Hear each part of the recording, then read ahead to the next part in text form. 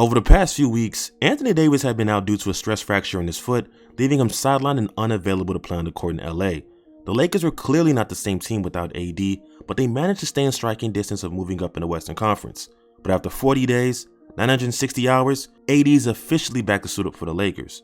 With Anthony Davis' return, folks need to be reminded of how stellar he had played when healthy on the court this season.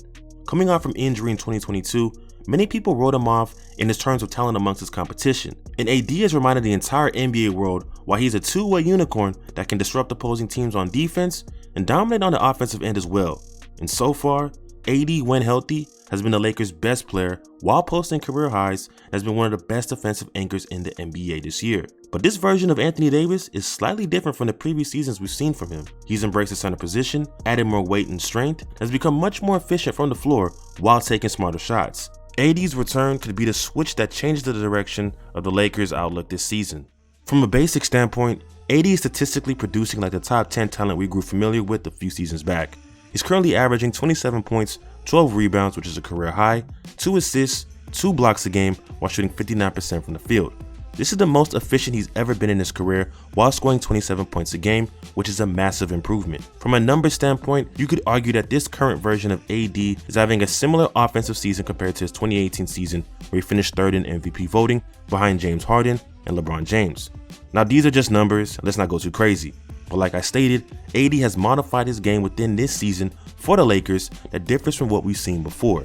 For one, AD has had to commit to playing center full time for the Lakers and has added on some weight and strength to battle with bigger, stronger players. Though he may be slightly less agile, which may be due to previous injuries or the increase in muscle mass, AD is still as effective on offense as he's ever been. He has become a much better finisher around the rim, which allows the Lakers to run many actions that get AD closer to the basket to score much easier. From empty side pick and rolls, to dives to the basket, to running the break, AD has made a living in a restricted area this year, feasting on defenses that can't contain him. On December 4th, Anthony Davis had one of his best games offensively, notching 55 points against the Washington Wizards, and in that game, you could see his entire offensive repertoire where he was able to finish through contact, roll to the basket hard, and also knock down the open jumper.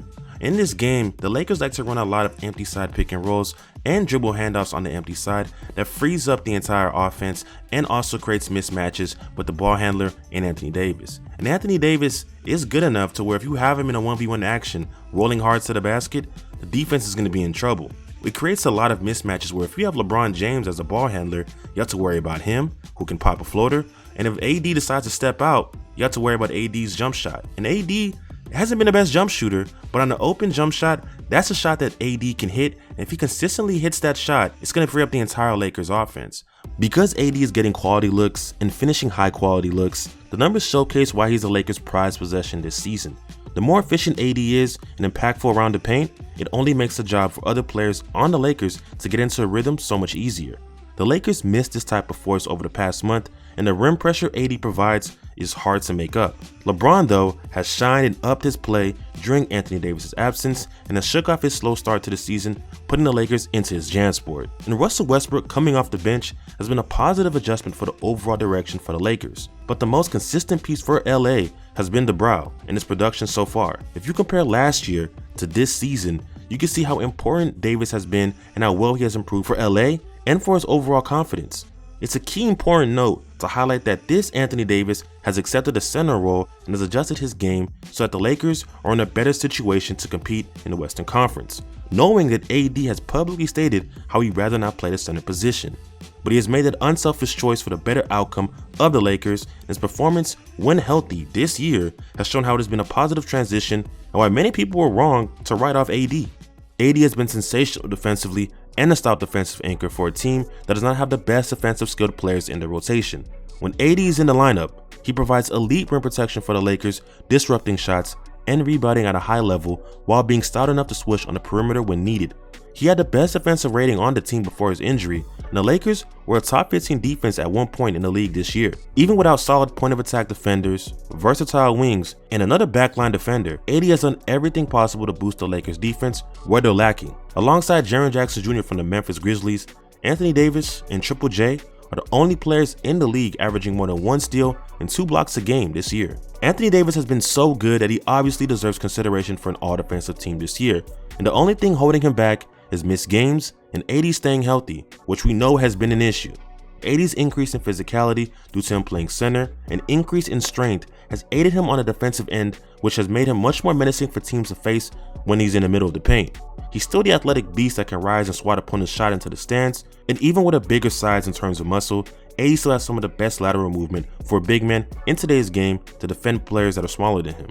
On so many of these plays, you can see that AD has a recovery and knows when to time his jump so he can alter that shot. A lot of guys know how to block shots but aren't good with their timing. With AD, even if he's in drop, he can stay attached to his man and at the moment's notice knows when to leap and alter that shot.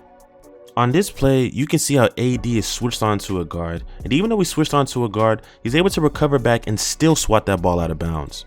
Mind you, this is AD's first game back after missing a month and a half of basketball, but the fact that Anthony Davis still has agility to still recover back from the three-point line to get to the paint and still alter that shot just shows how much of a defensive anchor he is for this team. I think what I take the most from AD is that before his injury that sidelined him, he was on a tear on both offense and defense, making those who doubted him look foolish for not believing he was still a high-quality star in this league.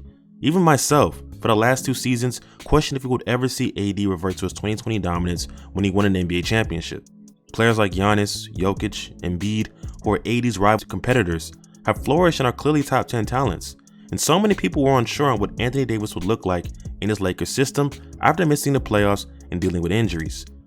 But AD's elite two-way level of play is why the Lakers gave up so much for a talent like him.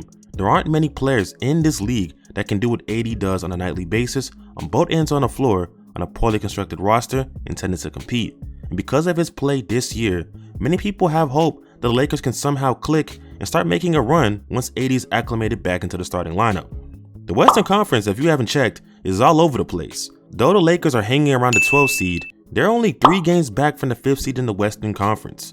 I don't want to give out false hope, because I ain't no genie, no pun intended, but the Lakers still have a shot at getting into the postseason, especially when you have LeBron playing at the level he's performing at, Anthony Davis returning back to the court, and possibly another trade in the works to bolster up this Lakers roster.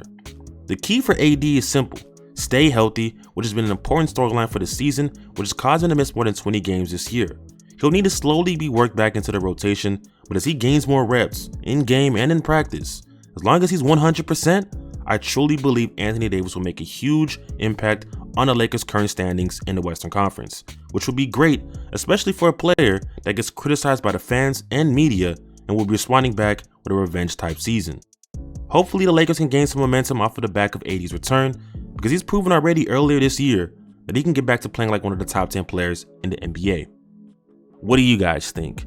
How do you guys feel about AD's return back into the lineup, and where do you think the Lakers can go now with AD's return? If you enjoyed the video, of course, leave a like and subscribe to the channel. Be sure to turn that post notification bell on so you never miss a video. And until next time, stay on beat.